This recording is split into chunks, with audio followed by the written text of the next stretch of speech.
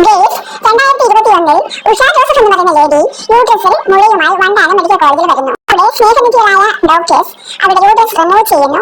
ആ സ്ഥാനത്ത് 50 വർഷം കഴിഞ്ഞാലും ഒരു കുഴപ്പവും വരാത്ത രീതിയിലുള്ള ഒരു കത്രിക അതായത് സിസേഴ്സ് നിക്ഷേപിക്കുന്നു.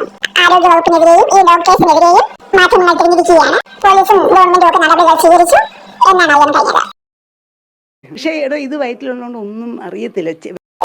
ഈ മാഡം പറയുന്നത് ശരിയല്ലേ?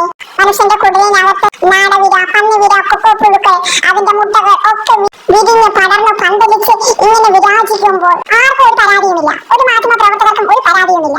അപ്പോഴാണോ ജീവനില്ലാത്ത വെറും ഒരു കൊച്ചു കത്രിക ശരീരത്തിനുള്ളിൽ ആർക്കും ഒരു ദ്രോഹവും ചെയ്യാതെ അങ്ങനെ കടന്നത്?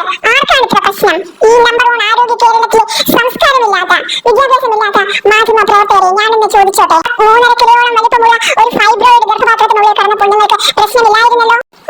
ഒരു കൊച്ചു കത്രിക നടക്കുന്നതാണോ നിങ്ങൾക്ക് പ്രശ്നം? പേഷ്യന്റെ നന്മയ്ക്ക് വേണ്ടിയാണ് ആ കോവിഡ് കാലത്ത് കഷ്ടപ്പെട്ട് ചെയ്തത്. ചെയ്തവർക്ക് അത് വരെയായി. പ്രബുദ്ധ കേരളത്തിലെ ആരോഗ്യ പ്രവർത്തകരെല്ലാം കണ്ടുപിടിക്കേണ്ട ഒരു കാര്യമല്ലേ ഇത്? വളരെ മാതൃകാപരമായി ദീർഘവീക്ഷണത്തോടെ പ്രൊഫഷണൽ മികവോടെ ഉത്തരവാദിത്വം ചെയ്ത സീനിയറായിട്ടുള്ള ഈ ഗൈനക്കോളജിസ്റ്റിന് അവാർഡ് നൽകുന്നതിന് പകരം ഇങ്ങനെ ശിക്ഷിക്കണോ? ഇങ്ങനെ വിമർശിക്കണോ? വണ്ടത്താനത്തെ ഈ പേഷ്യന്റിന് ഇനി എപ്പോഴെങ്കിലും ഇങ്ങനെ ശരീരത്തിനകത്ത് മുഴുവൻ അസിസ്റ്റ് ഒക്കെ വന്നാൽ ഈ മാഡത്തിനും അവരുടെ യൂണിറ്റിനും ഓൺലൈൻ വഴി, വീഡിയോ കോൾ വഴി, റിമോട്ട് കൺട്രോൾ വഴി, റോബോട്ടിക് ടെക്നോളജി വഴിയൊക്കെ വിദൂരതയിൽ ഇരുന്നു കൊണ്ട് ആ മുഴ മുറിച്ചു കളയാൻ എളുപ്പമല്ലേ? ഇനി ഒരു കത്രിക അതിനകത്ത് ഇംപ്ലാന്റ് ചെയ്ത് വെച്ചിരുന്നാൽ ഇങ്ങനെ ചെയ്താൽ കോവിഡ് സമയത്തല്ല പിന്നെ ഒരിക്കലും പേഷ്യന്റിന് ആശുപത്രിയിലേ വരേണ്ടി വരില്ലല്ലോ. എന്ത് ദീർഘവീക്ഷണത്തോടെയുള്ള നടപടിയായിരുന്നു അത്.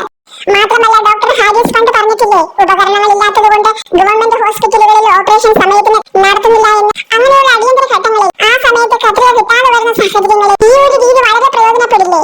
രോഗം വരാതിരിക്കാനുള്ള മറ്റ് ഇക്വേഷൻസ് എടുക്കുന്നത് പോലെ ഈ ഒരു നൂതനമായ ചിലവ് കുറഞ്ഞ സാങ്കേതിക വിദ്യ കൂടെ പ്രയോജനപ്പെടുത്തണം. ഇതിന്റെ പേരാണ് സിസേഴ്സ് ഇംപ്ലാന്റേഷൻ. ഇതിന്റെ പ്രവർത്തനം എങ്ങനെയാണെന്ന് ചോദിച്ചാൽ, ശരീരത്തിനകത്ത് ഇംപ്ലാന്റ് ചെയ്യപ്പെട്ട കത്രികയിൽ ക്യാമറ നിക്ഷേപിച്ചിട്ടുണ്ട്. റിമോട്ട് കൺട്രോൾ വഴി ഇന്റർനെറ്റിന്റെ സഹായത്തോടെ ഈസിയായി കത്രികയെ നിയന്ത്രിക്കാൻ തിരുവനന്തപുരത്തെ ആരോഗ്യമന്ത്രിയുടെ ഓഫീസ് 24 മണിക്കൂറും പ്രവർത്തിച്ചുകൊണ്ടിരിക്കും. മാത്രമല്ല AKG സെന്ററിലെ ഡോക്ടറേറ്റ് കിട്ടിയ സഖാക്കളും ഈ സർജറി മോണിറ്റർ ചെയ്തുകൊണ്ടേയിരിക്കും. ധൈര്യമായിരിക്കും. ആരോഗ്യ മേഖലയിൽ ആഗോളതലത്തിൽ തന്നെ ചർച്ച ചെയ്യപ്പെടുന്ന ഈ സാങ്കേതിക വിദ്യയുടെ പാറ്റന്റിനായി ശ്രീമതി വീണ ജോർജ് മുൻകൈ എടുക്കണമെന്നാണ് ലില്ലി ടിവിക്ക്